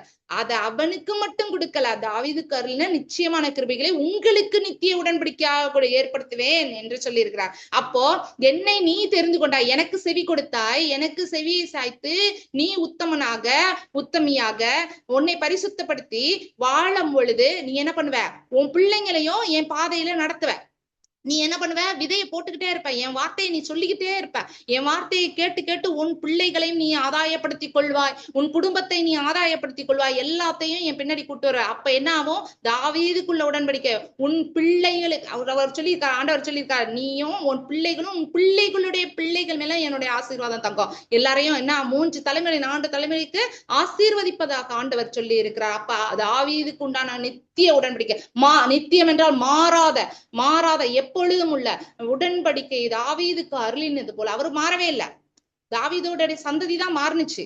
அவருக்கு எதிர்த்து நின்னாங்க, வேற ஒரு தேவனை தொழுது கொண்டார்கள். ஆனால் என் தேவன் நல்லவர், வாக்கு மாறாதவர். அவர் சொன்னதுல இருந்து என்னைக்கு மாற மாட்டாருங்க. அவர் வாக்கு பொய் ஆகாது, அவர் பொய் சொல்லவே மாட்டாரு, அவர் மாறவே மாட்டார். அவர் சொன்னதுதான். அவர் ராஜாவாக்குவேன், எல்லாத்தையும் ராஜாவாக்குனாரு. ஆனா பிறக்கும் போது எல்லாம் ராஜாவா தான் பிறந்தாங்க. ஆனால் அவர் அதுக்கப்புறம் இதெல்லாம் பாத்தீங்கன்னா அவங்களோட செய்கைக்கு தக்கதான பலனை அனுபவித்தார்கள். அப்போ தேவன் வாக்கு கொடுத்தா அவருக்கு செவி கொடுத்து நடந்தால் அவர் என்ன சொல்றாரு, ஒரு நித்திய உடன்படிக்கையை கொடுக்கிறாரு. அதை அவர் நிறைவேற்றதுக்காக கடைசி வரைக்கும் அவர் நிறைவேற்றுவார். ஆனால் அதுல நாம நிலைத்து நிக்கணும். நாம நிலைத்து நின்னா நமக்கு எல்லாமே கிடைக்கும், பழிக்கும். இல்ல நாம வழி விலகி போயிட்டோம்னா ஆண்டவர் எப்படி செஞ்சுட்டாரு, ஏன்னா நான் நல்லாதான் இருந்தேன் என் பிள்ளை கெட்டு போயிடுச்சுன்னு தாவீது சொல்லவே முடியாது. ஏன்னா தாவீது எல்லாவற்றிலும் தேவனை முன்னிறுத்தினான். ஒரே ஒரு பாவம் செஞ்சான், இருந்தாலும் அவன் தேவன் மீது அவன் கொண்டிருந்த அன்பை போல வேற யாராலும் தேவன் மீது அன்பு செலுத்த முடியாது. எல்லாத்திலயும் அவர் தான் முன்னிறுத்துவான். அவர் பேச்ச கேட்டுதான் நடப்பான். சவுல் அவனை துரத்தும் போது கூட தான் உயிருக்கு பயந்து அந்த சவுலை கொல்லாம விட்டான். ஏன்னா தேவனால் அபிஷேகம் பண்ணப்பட்டவன் மீது என்ன கைய நான் நீட்ட மாட்டேன்னு சொன்னான். ஏன்னா அவன் அன்பு கொண்டிருந்தான், கீழ்ப்படிந்தான், தேவனுக்கு பயந்தான், தேவனுக்கு செவி கொடுத்தான். தேவன் என்னெல்லாம் அவன் போய் கேட்பான், நான் இங்க போட்டுமா, நான் சண்டைக்கு போலாமா, போ, அப்படி சொன்னாதான் போவா. தேவனுக்கு செவி கொடுத்தான், கீழ்ப்படிந்தான், தேவன் அபிஷேகம் பண்ணின மனுஷன் மீது கை நீட்டுறதுக்கு பயந்தான். அதே போல சிமேயி ஒரு காரியத்தை பாத்தீங்கன்னா சிமேயி திட்டிக்கிட்டே வருவான். அப்போ அவரு படை தளபதி சொல்லுவாரு, இவனை நான் கொன்னுறட்டா, இவன் அப்பலேருந்து அலட்டிக்கிட்டே வரா, இவனை கொன்னுறட்டான்னு. அப்ப சொல்லுவார், வேண்டாம் விட்டுரு. அவனுடைய இந்த வார்த்தையில கூட தேவன் ஏதோ ஒண்ணு வச்சிருப்பாரு. தேவன் அங்க ஏதோ ஒண்ணு என்னை உயர்த்துவாரு. அப்போ இந்த மாதிரி ஒரு மனுஷனை பார்க்க முடியுமா? இன்னொருத்தனோட இகழ்ச்சியில கூட, இன்னொருத்தன் திட்டுறதுக்குள்ள கூட ஆண்டவர் எனக்கு என்னை உயர்த்துவதற்கு ஏதோ வச்சிருப்பாருன்னு அந்த அளவுக்கு தேவன் கூட இணைந்திருந்தான். அதனால நித்திய உடன்படிக்கையை பண்ணினார. உன்னோட குடும்பத்துல எல்லாரும் அரசாளுவாங்கப்பா, ஒரு பிள்ளை கண்டிப்பா அரசாளும். அவர் மாறல, ஆனா அவர்கள் வழி விலகினார்கள், அதற்கு தக்க பலனை அவர்கள் அடைந்தார்கள். அது மாதிரிதான் தேவன் நமக்கு கொடுத்த வாக்கை அவர் நிறைவேற்ற வல்லவராக இருக்கிறார். நம்முடைய செய்கைக்கு தக்கதாய் பலன் கிடைக்கும். அதனால நம்மை பரிசுத்தப்படுத்திக் கொண்டு அவருக்கு செவி கொடுத்து அந்த வழியில நடப்பது நம்ம தான் உத்தமமா அதுல நம்மளை காத்து கொள்ள வேண்டும் என்பதை இங்கு ஆண்டவர் உணர்த்துகிறார். அதே பாத்தீங்கன்னா ஏசாயா தீர்க்கதரிசியின் புஸ்தகத்துல 1ஆம் அதிகாரம் 19வது வசனத்துல, நீங்கள் மனம் பொருந்தி செவி கொடுத்தால் தேசத்தின் நன்மையை புசிப்பீர்கள்.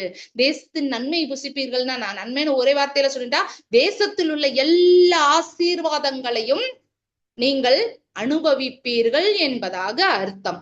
அதே மத்தேயு 7வது அதிகாரம் 24வது வசனத்துல, ஆகையால் நான் சொல்லிய இந்த வசனத்தை கேட்டு இவைகளின்படி செய்கிறவன் எவனோ அவனை கண்மலையின் மேல் தன் வீட்டை கட்டின புத்தியுள்ள மனுஷனுக்கு ஒப்பிடுவேன். கண்மலையின் மேல்னா அவன் அசைக்கப்படாதபடிக்கு, அவனை யாரும் மேற்கொள்ளாதபடிக்கு, அவனை யாரும் தள்ளிவிட முடியாது. அதாவது வாரிக்கொண்டோ ஒண்ணுமே பண்ண முடியாது. அவன் அவ்வளவு ஒரு ஸ்ட்ராங் பேஸ்மெண்ட்ல, அதாவது ஆண்டவருடைய வார்த்தைங்கிற பேஸ்மெண்ட்ல அவன் நின்னுட்டானா அவனை யாராலையும் அசைக்கவே முடியாது. அது போலதான் ஆண்டவர் சொல்லுகிறார், கண்மலையின் மேல் வீட்டை கட்டின புத்தி உள்ள மனுஷனுக்கு ஒப்பிடுவேன். அவனுக்கு புத்தி இருக்கு பாரு, என் வார்த்தை ஏற்றுக்கொண்டு அதன்படி வாழ்பவனை ஒருவராலும் அசைக்க முடியாது, எதுனாலும் அவன் அழிந்து போவதில்லை என்பதை ஆண்டவர் அங்கு நமக்கு சொல்லுகிறார். அதே பாத்தீங்கன்னு சொன்னா யாக்கோபின் புஸ்தகம் 1வது அதிகாரம் நாம எடுத்துக்கொள்ளலாம். யாக்கோபின் புஸ்தகம் 1வது அதிகாரத்துல 22வது வசனம், 22வது வசனத்துல, அல்லாமலும் நீங்கள் உங்களை வஞ்சியாதபடிக்கு திருவசனத்தை கேட்கிறவர்களாய் மாத்திரமல்ல அதன்படி செய்கிறவர்களாயும் இருங்கள். நீங்க கேட்கறது மட்டும் பத்தாது, இப்ப கேட்டுட்டு அப்படியே விட்டுட்டு போயிடக்கூடாது. அப்போ நம்ம செவியில கேட்கும் பொழுது தேவையானதை நம்ம ஃபுல்லா உள்ள ஒரு உணவு போல எடுத்துக்கலாம். தேவையில்லாதத அங்கேயே வடிகட்டி வெளியில தள்ளிடணும். தேவையில்லாததை எடுத்துக்கிட்டோம்னா உடம்பு விஷமாக மாறிவிடும். அததான் நான் போன இதுல சொல்லியிருப்பேன், காது வழியாய் போன விஷயத்திற்கு முறிவு கிடையாது, வாய் வழியா போன விஷயத்துக்கு முறிவு இருக்கு. அதனால அல்லாமல் நீங்கள் வஞ்சியாதபடிக்கு, அப்ப என்ன கெட்ட வார்த்தை உள்ள போனுச்சுன்னா நம்ம வஞ்சிக்கப்பட்டு விடுவோம். யாராவது ஒருத்தவங்க தப்பான விஷயத்த சொல்லிக்கிட்டே இருக்காங்கன்னு வச்சுக்கோங்களேன், 4 தடவை நீங்க கேட்க மாட்டீங்க, 5வது தடவை உங்களை அந்த வார்த்தை ஆண்டு கொள்ளும், நீங்கள் வஞ்சிக்கப்படுவீர்கள். நீங்கள் அப்போ உங்கள் இருதயம் கரைப்படும், உங்கள் சிந்தை மாறிடும், நீங்க உங்கள் செயலாற்றல் மாறி நீங்க என்ன ஆயிருவீங்க, நீங்கள் தவறான வழியில போயிருவீங்க, ஆக்கினைக்கு உள்ளாக்கப்படுவீர்கள். அதனால நீங்க வஞ்சியாதபடிக்கு திருவசனத்தை கேட்கறது மாத்திரம் இல்ல, கேட்டுருங்க, காது கேட்கிறது, செவி கொடுத்தது மட்டும் இல்ல, அதை இருதயத்துல காத்து கொண்டு நடக்கிறவர்களாக இருந்தால் கெட்டு போகாமல் அதை காத்து கொண்டு நடக்க வேண்டும் என்பதாக அவர்கள் சொல்கிற நடக்கிறவங்களா இருங்க, கேட்டுட்டு போயிடுறவங்களா இருக்காதீங்க, காத்து கொண்டு அதன்படி நடக்கிறவங்க வாழ்க்கை முறையாக மாற்றிவிட வேண்டும். நம்ம என்ன பண்ணோம், இருதயத்துல அந்த வார்த்தைகளை பத்திரப்படுத்தி வைத்துக் கொள்ளணும். அத மூளையில என்ன பண்ணணும், அதையும் பத்திரப்படுத்தி வைத்துக் கொள்ளும் போது நம்ம நடைமுறையாக அதை மாற்றிடணும். கேட்டுட்டு மாத்திரம் போயிடக்கூடாது, அதுபடி செய்யணும். இப்ப பாத்தீங்கன்னு சொன்னா ஒரு எக்ஸாம்பிள் தான் சொல்றேன். இப்போ ஒரு ஹஸ்பண்ட் இருக்காரு, அவர் ஃபர்ஸ்ட் அவங்க அம்மா பேச்ச கேட்டு நடந்திருப்பாரு. அப்போ ஒரு ஒய்ஃப் வந்துடுறாங்க. ஒய்ஃப் வந்து என்ன ஆகும், ஒய்ஃப் பேச்ச கேட்டு நடப்பாரு. இந்த கேட்டு கேட்டு கேட்டு கேட்டு என்ன பண்ணுவாரு, ஒரு சில பேர் வந்து தவறான எதுவும் சொல்லி தருவாங்க. அப்ப என்னன்னா ஒரு அம்மாவை கூட கவனிக்காம போயிடுறவங்க எத்தனையோ பேர் இருக்காங்க. அப்ப என்னன்றாங்க, செவி சாய்த்து அவர் என்ன பண்றாரு, செயல்முறைப்படுத்துகிறார், செவி சாய்க்கிறார், அந்த வார்த்தைக்கு செவி கொடுக்கிறார், அப்புறம் அங்க செயல்முறைப்படுத்துகிறார். அது அதுபடி நடக்க ஆரம்பிக்கிறாரு. உங்க அம்மாவை பாத்துக்க, நம்ம தனி கொடுத்துன போயிடலாம், உங்க அம்மாவை பாத்துக்க வேணாம், இல்ல போய் முதியோர் இல்லத்துல சேர்த்துரு, ஏதாவது ஒண்ணு சொல்றாங்கன்னு வச்சுக்கோங்க, அதுபடி செஞ்சுட்டாருன்னு வச்சுக்கோங்க. அப்ப என்னன்னா அவர் கேட்டு அதன்படி நடக்க ஆரம்பிச்சிடுறாரு. தவறான வார்த்தை கேட்டாலும் அதுபடி நடப்போம். அதுதான் ஆண்டவர் இங்கு சொல்லுகிறார். அல்லாமல் நீங்கள் திருவன வசனத்தை கேட்கிறது மாத்திரமல்லாமல் அதை கேட்டு நடக்கிறவர்களாயும் இருங்கன்னு சொல்றாரு. அப்போ திருவசனத்தை கேட்டு நடப்பீங்கன்னு சொன்னா அதை என்ன பண்ண, அதை கேட்டு அதை மட்டும் விட்டுருவீங்களா? வேற யாராச்சும் சொன்னா அதை கேட்டு அப்படியே நடந்துருவோம். ஆனா திருவசனத்தை கேட்டுட்டு அப்படியே விட்டுருவோமா? அல்ல, அத வாழ்க்கையாக மாற்ற வேண்டும் என்பதை அங்கு சொல்லுகிறார். அதை 25வது வசனத்தை பாருங்க. சுயாதீன பிரமாணமாக்கிய பூரண பிரமாணத்தை உற்று பார்த்து அதிலே நிலைத்திருக்கிறவனே கேட்கிறதை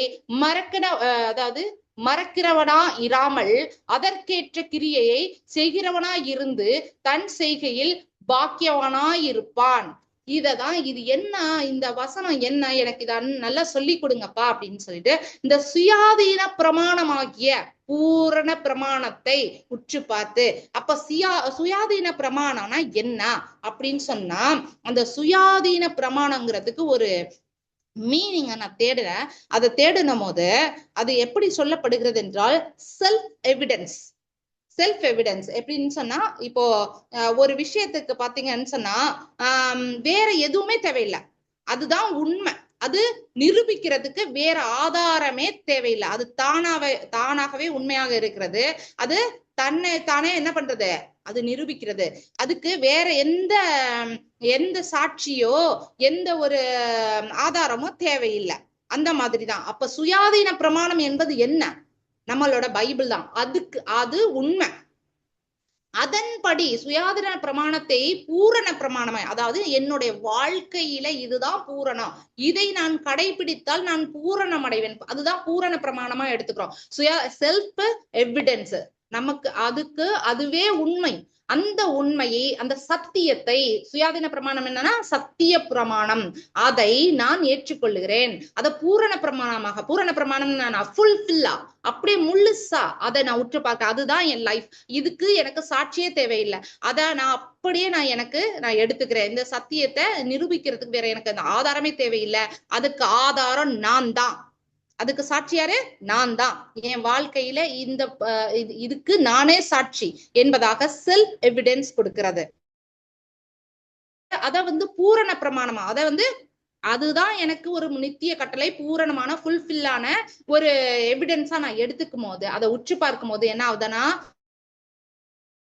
இத நான் முழுசா ஏத்துக்கிட்டேன், இதுக்கு ஆதாரம் தேவையில்லை, இதுக்கு ஆதாரம் நானே என்று இதை நான் பூரணமாக ஏற்றுக்கொள்ளும் பொழுது நான் என்ன பண்றேன்னா, இதுல இருந்து மாறி நடக்க மாட்டேனா, இதை மறக்கிறவனா, பூரண பிரமாணத்தை உற்று பார்த்து அதிலே நிலைத்திருக்கிறவனே கேட்கிறதை மறக்கிறவனா இராமல், அதாவது இந்த செல்ஃப் இதுக்கு எவிடன்ஸ் நான் தான், இந்த சத்திய பிரமாணத்திற்கான எவிடன்ஸ் நானு, இதுக்கு வேற எதுவும் எவிடன்ஸ் தேவையில்லை ஆண்டவரை, நான் இப்ப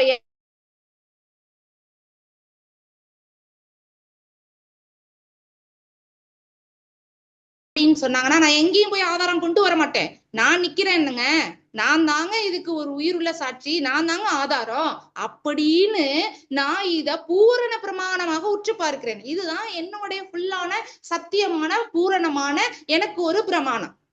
அப்படின்னு நான் வந்து அதுக்கு செல்ஃப் எவிடன்ஸ் கொடுப்பேன். நான் அந்த தான் அப்படி பாக்குறவங்க என்ன பண்றாங்களாம், இதுல உள்ள வார்த்தைகளை மறக்கிறவனாக இருக்கிறது இல்லை. இதுல இருக்கிற ஒவ்வொரு சொல்லப்பட்ட வார்த்தையும் நம்ம மறந்து போயிட மாட்டோம். அதன்படி நடக்கிறதுக்கு நாம கவனமா இருப்போம். அப்படி நடக்கிறவர்கள் பாக்கியவான்களா இருப்பார்கள் என்பதாக ஆண்டவர் இங்கே சொல்லுகிறார் நமக்கு.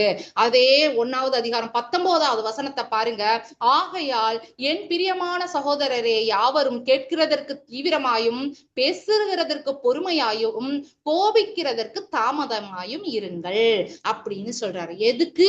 ஆகையால் என் பிரியமான சகோதரர், நீங்க வந்து கேட்கறதுக்கு தீவிரமா இருங்க, ஆனா கேட்க மாட்டீங்க. அததான் செய்யணும். ஒரு சகோதரர் இப்படியாக ஒரு இது பிரசங்கத்தை நான் வந்து கேட்டேன். அப்ப சொன்னாரு, ஒரே ஒரு வாய் இருக்குது, அதை வச்சு நான் நன்மையை பேசுறதுக்கு ஒரு வாய் இருக்கு, ஆனா யாரும் பேசுறதுல, கேட்கறதுக்கு 2 காது இருக்கு. 2 காது இருக்கு, அதை வச்சு நம்ம வந்து இங்க கேட்டு இங்க விட்டுறோம்னு சொன்னாரு. ஆனா 2 காதும் கொடுத்து, நான் இப்படியா நினைக்கிறேன், 2 காது கொடுத்து கூட அந்த நம்ம கேட்கறது இல்லையே. எவ்வளவு வார்த்தை இருக்கு, 2 காது கொடுத்திருக்காரு ஆண்டவர். ஒரு வாய் வச்சு கூட நம்ம ஊரை கெடுத்துடலாம், ஆனா 2 காது கொடுத்திருக்காரு நன்மையை கேட்கறதுக்கு. 2 காது கொடுத்த ஒரு வாய் வந்து எல்லாத்தையும் செய்யுது, நன்மையும் பேசுது, தீமையும் பேசுது, எல்லா வேலையும் இந்த ஒரு வாய் பார்த்துக்குது. ஆனா நன்மையை கேட்கிறதுக்கு, செவி கொடுக்கிறதுக்கு ஆண்டவர் 2 காதை கொடுத்திருக்காரு. 2 காதை கொடுத்து நம்ம கேட்டுக்கிறது கிடையாது. இப்படி வாங்கி, அவர் சொன்ன மாதிரி இப்படி வாங்கி இப்படி விட்டுடுறோம். அது மாதிரி செய்யக்கூடாது. தேவையில்லாததை வேணா இப்படி வாங்கி இப்படி விட்டுறதுக்கு ஆண்டவர் 2 காது கொடுத்திருக்கலாம். ஆனா நன்மை நிறைய இருக்கிறது, ஞானம் உலகத்துல நிறைய இருக்கிறது, புத்தி நிறைய இருக்கிறது என்பதற்காக ஒரு காது பத்தாது, உங்களுக்கு 2 வேணும்னு தான் ஆண்டவர் கொடுத்திருக்கிறார். அந்த 2 காதுலயும் கேட்கிறதற்கு தீவிரமா இருங்க, நல்லதை கேட்கறதுக்கு தீவிரமா இருங்க. கேட்ட பிற்பாடு என்ன பண்ணுங்க, பேசுறதுக்கு பொறுமையா இருங்க. ஏன்னா வாய் அடுத்து கேட்டோன்னே என்ன பண்ணும், அடுத்து வாய் தான் வேலை பார்க்கும். அந்த வாயை கொஞ்சம் இழுத்து மூடிடுங்க ஃபர்ஸ்ட். ஏன்னா காதுல வாங்கினதை ஃபர்ஸ்ட் வாய்க்குள்ள இறக்கி விடாதீங்க, நேரா மூளைக்கு கடத்துங்க. அதுல இருந்து நன்மை தீமையை பிரிச்சு பாருங்க. அதுக்கப்புறம் நீங்க என்ன பண்ணுங்க, இருதயத்துக்கு கொண்டு போங்க, கனிவா யோசிங்க, ஆண்டவருடைய இருதயத்தை மாதிரி யோசிச்சு பார்த்துட்டு அதுக்கப்புறம் பொறுமையா பேசுங்க. கோபிக்கிறது, அப்ப பொறுமையா பேசும்போது என்ன ஆயிரும், கோபம் வந்து லேட் ஆயிரும், கோபம் வராது. இப்ப ரொம்ப நேரம் யோசிச்சோன்னா நம்ம டக்குன்னு கோபப்படுமா என்ன? கேட்ட மாத்திரத்துல பேசணும்னா மட்டும்தான் கோபம் பயங்கரமா வரும். நீங்க பாருங்க, ஒரு வார்த்தையை கேட்டு அது கொஞ்ச நேரம் யோசிச்சு அப்புறம் கொஞ்ச நேரம் அதை நம்ம வந்து நல்லா அசை போட்டு அதுக்கப்புறம் கோபங்கிறது, அந்த கோபம் கூட பொறுமையா தான் வரும். நீ இப்படி செஞ்சிருக்க கூடாது, நீ இப்படி செஞ்சுட்ட அப்படின்னு சொல்லுவோம். இதே பாருங்க, கேட்ட உடனே பேசணும்னா அந்த பேச்சு வேற மாதிரி இருக்கும், அம்பு மாதிரி பாயும். அதே அந்த கோபம் வந்து எப்படி வரும், நம்ம சிந்தையில போய் அதுக்கப்புறம் இருதயத்துல வந்து மெதுவா வாயில வரும்போது என்னவோ, அந்த கோபம் வந்து தாமதமா பண்ண சொல்லியிருக்காங்க. கோபத்தை வந்து கொஞ்சம் மெதுவா கோவப்படு அப்படின்னு சொல்லியிருக்காங்க. அப்ப அந்த கோபம் கூட என்ன வரும், பொறுமையா வெளியில வரும், புத்தி மாதிரி வெளியில வரும். நீ இப்படி செஞ்சிருக்க கூடாது, இப்படி செஞ்சனாலதான் எனக்கு உன் மேல கோபம், அது கூட புத்திய போல வெளியில வரும். அதனால கேட்கிறதற்கு தீவிரமா இருங்கள். என்ன பண்ணுங்க, பேசுறதுக்கு பொறுமையா இருங்க. கோபம் இருக்கிறதுக்கு தாமதம், கொஞ்சம் லேட்டா கோவப்படலாமே, அப்ப நமக்கு வந்து இதுல கோவப்படலாமா கூடாதான்னு கூட நமக்கு தெரிஞ்சிடும் இல்லையா? அந்த மாதிரி ஆண்டவர் சொல்லுகிறார், செவி கொடுக்கிறதற்கு இந்த வேதாகமம் முழுவதாக செவி கொடுப்பதை பற்றி மட்டும் தான் சொல்லி இருக்கிறது ஆண்டவர். அதனால செவி கொடுப்பதின் மூலம் உங்களுடைய கண்கள் திறக்கப்படுகிறது, உங்கள் ஆத்துமா ஆரோக்கியமாகிறது, உங்கள் ஆவி சேதப்படாது, உங்கள் ஆவி பரிசுத்தமாக நீங்கள் காத்துக் கொள்வீர்கள், உங்கள் பிதாவிடத்துல ஒப்படைப்பீர்கள், நீங்கள் உயிர் தெழுவீர்கள், உங்கள் சிந்தை தூய்மையாகவும் செயல் தூய்மையாகவும் நீங்கள் பரிசுத்தவான்களாக மாற முன்பதாக பிரதானம் வந்து செவி கொடுப்பது என்பதாக ஆண்டவர் சொல்லுகிறார். இப்பொழுதே உபாகம புஸ்தகத்தை எடுத்துக்கொள்ளுங்க, எல்லாரும் கண்டிப்பா எடுங்க. உபாகம புஸ்தகம் 28வது அதிகாரம் 1ல இருந்து நம்ம வாசிப்போம். ஆண்டவர் இன்று செவி கொடுக்கிறவர்களுக்கு ஆண்டவர் ஆசீர்வாதத்தை கட்டளையிடுகிறார். அந்த ஆசீர்வாதத்தை நாம் பெற்றுக்கொள்வோம். எல்லாரும் முடிஞ்சா உங்க தலைமையில கை வைங்க, இல்ல உங்க பிள்ளை தலைமையில கை வைங்க. ஆண்டவர் இங்கு நமக்கு உபாகம புஸ்தகத்துல இருந்து செவி கொடுக்கிறவர்களுக்கான ஆசீர்வாதத்தை சொல்லுகிறாரு, அது நமக்கு பழிக்கும். இன்று நான் உனக்கு விதித்து இருக்கிற உன் தேவனாகிய கர்த்தருடைய கட்டளைகளின்படி எல்லாம் செய்ய நீ கவனமாய் இருக்கும்படிக்கு அவர் சத்தத்திற்கு உண்மையாய் செவி கொடுப்பாயானால் உன் தேவனாகிய கர்த்தர் பூமியிலுள்ள சகல ஜாதிகளிலும் உன்னை மேன்மையாக வைப்பார். உன் தேவனாகிய கர்த்தரின் சத்தத்திற்கு செவி கொடுக்கும் போது இப்பொழுது சொல்லப்படும் ஆசீர்வாதங்கள் எல்லாம் உன் மேல் வந்து உனக்கு பழிக்கும். நீ பட்டணத்திலும் ஆசீர்வதிக்கப்படுவாய், ஆசீர்வதிக்கப்பட்டிருப்பாய், வெளியிலும் ஆசீர்வதிக்கப்பட்டிருப்பாய். உன் கர்ப்பத்தின் கனியும் உன் நிலத்தின் கனியும் உன் மாடுகளின் பெருக்கமும் உன் ஆடுகளின் மந்தியமாகிய உன் மிருக ஜீவன்களின் பலனும் ஆசீர்வதிக்கப்பட்டிருக்கும். உன் குடையும் மாப்பிசைகிற உன் தொட்டியும் ஆசீர்வதிக்கப்பட்டிருக்கும். நீ வருகையிலும் ஆசீர்வதிக்கப்பட்டிருப்பாய், நீ போகையிலும் ஆசீர்வதிக்கப்பட்டிருப்பாய். உனக்கு விரோதமாய் எழும்பும் உன் சத்துருக்களை கர்த்தர் உனக்கு முன்பாக முறியடிக்கும்படி ஒப்பு கொடுப்பார். ஒரு வழியாய் உனக்கு எதிராக புறப்பட்டு வருவார்கள், 7 வழியாய் உனக்கு முன்பாக ஓடி போவார்கள். கர்த்தர் உன் களஞ்சியங்களிலும் நீ கையிடும் எல்லா வேலைகளிலும் உனக்கு ஆசீர்வாதம் கட்டளையிடுவார். உன் தேவனாகிய கர்த்தர் உனக்கு கொடுக்கும் தேசத்திலே உன்னை ஆசீர்வதிப்பார். நீ உன் தேவனாகிய கர்த்தரின் கட்டளைகளை கை கொண்டு அவர் வழிகளில் நடக்கும்போது கர்த்தர் உனக்கு ஆணையிட்டபடியே உன்னை தமக்கு பரிசுத்த ஜனமாக நிலைப்படுத்துவார். அப்பொழுது கர்த்தருடைய நாமம் உனக்கு தரிக்கப்பட்டது என்று பூமியின் ஜனங்கள் எல்லாம் கண்டு உனக்கு பயப்படுவார்கள். அதே 12வது வசனத்துல பாருங்க, ஏற்ற காலத்தில் உன் தேசத்திலே மழை பெய்யவும் நீ கையிட்டு செய்யும் வேலைகள் எல்லாம் ஆசீர்வதிக்கவும் கர்த்தர் உனக்கு தமது நல்ல பொக்கிஷசாலையாகிய வானத்தை திறப்பார். நீ அநேக ஜாதிகளுக்கு கடன் கொடுப்பாய், நீயோ கடன் வாங்காதிருப்பாய். இன்று நான் உனக்கு விதிக்கிற உன் தேவனாகிய கர்த்தரின் கட்டளைகளை கை கொள்ளவும் அவைகளின்படி நடக்கவும் அவைகளுக்கு செவி கொடுத்து வந்தால் கர்த்தர் உன்னை வாளாக்காமல் தலையாக்குவார், நீ கீழாகாமல் மேலாவாய். ஆமேன். இது யாருக்கு? தேவனுக்கு செவி கொடுத்தவர்களுக்கு இந்த ஆசீர்வாதம் அத்தனையும் அவர்கள் மீது பழிக்கும். அவர்களுடைய சந்ததிகள் மீது, அவர்களுடைய கர்ப்பத்தின் கனிகள் மீது இது பழிக்கும். இது தேவன் இன்றைக்கு நமக்கு இதை ஆசீர்வாதமாக கொடுக்கிறார். தேவனுக்கு செவி கொடுத்தவர்களுக்கு ஆசீர்வாதமும் நல்ல ஞானமும் புத்தியும் இந்த உலகத்தை ஜெயிக்கிற ஜெயமும் கிடைக்கும். தேவன் ஜெயம் கொண்டவர், அது போல நாமும் ஒரு ஜெயமுள்ள வாழ்க்கை பெறுவோம். நம்ம என்ன பண்ணுவோம்? நம்ம உயிர் தெழுவோம். எப்படின்னா ஜீவ புஸ்தகத்துல அழியாம எப்படி நம்ம ஆபிரகாம் ஜீவ புஸ்தகத்துல யாரெல்லாம் ஆண்டவர் எழுதுகிறாரோ அவர்களுக்கு ஆக்கினை தீர்ப்பு இல்லைன்னு சொல்லியிருக்காங்க. இன்னைக்கும் அவர்கள் எல்லாம் உயிரோட இருக்காங்க. ஆபிரகாம், யாக்கோபு, யோசேப்பு, மோசே போன்றவர்கள், இன்னைக்கும் ஈசாக்கு போன்றவர்கள் எல்லாம் உயிரோட இருக்கிறாங்கன்னு சொன்னா நம்ம மத்தியில அவர்கள் சாட்சியாக உயிரோடு இருக்கிறார்கள். அவர்கள் பரதீசில் இருப்பது நிச்சயமானால் அவர்களை போல செவி கொடுத்து வாழுகிற நாமும் ஆண்டவரோடு கூட அவரோடு கூட நம்ம எழுப்பப்படுவதும் வாழப்போவதும் அதிக நிச்சயம் என்பதை சொல்லி நான் முடித்துக் கொள்ளுகிறேன். ஏசப்பா, இந்த ஒவ்வொரு வார்த்தையும் ஆண்டவரே நீர் வெளிப்படுத்தி தந்ததற்காய் நன்றி செலுத்துகிறேன். அப்பா, இது ஒவ்வொன்றும் எங்களுக்கு பிரயோஜனம் உள்ளதாக மாற்றும். ஆண்டவரே, உம்முடைய வார்த்தை கேட்கிறது மாத்திரம் அல்லாதபடிக்கு அதை நாங்கள் வாழ்வியலாக்கவும் ஆண்டவரே, வழக்கமாக எங்கள் வாழ்க்கையில் வழக்கமாக ஆண்டவரை மாற்றும். ஆண்டவரே, தினம் தினம் ஆண்டவரே எங்க வாழ்க்கையில உண்மை வெளிப்படுத்தவும் ஆண்டவரே, இது தேவனுடைய மகள், இவன் தேவனுடைய மகள் என்று உண்மை பிரதிபலிக்கவும் ஆண்டவரே எங்களை இன்னுமாய் தகுதிப்படுத்தும். ஆண்டவரே ஏசப்பா, உமக்கு செவி கொடுத்து எங்களுடைய எல்லா குற்றங்களையும் ஆண்டவரே நாங்கள் பாவமாற கழுவி ஆண்டவரே நாங்களும் கூட ஆண்டவரே பரதேசில் உம்மண்டை கிட்டி சேர உம்மோடு கூட வாழ ஆண்டவரே புதிய எருசலேமில ஆண்டவரே 1000 வருஷம் அரசாட்சியில ஆண்டவரே சந்தோஷமும் சமாதானமும் மட்டுமே நிறைந்த அந்த வாழ்க்கையில ஆண்டவரே எங்களையும் சேர்த்துக் கொள்ளும்படி உம்மிடத்துல மன்றாடுகிறேன். இயேசுவின் மூலம் கேட்கிறேன், ஜீவனும் வல்லமையும் உள்ள நல்ல பிதாவே. ஆமேன், ஆமேன்.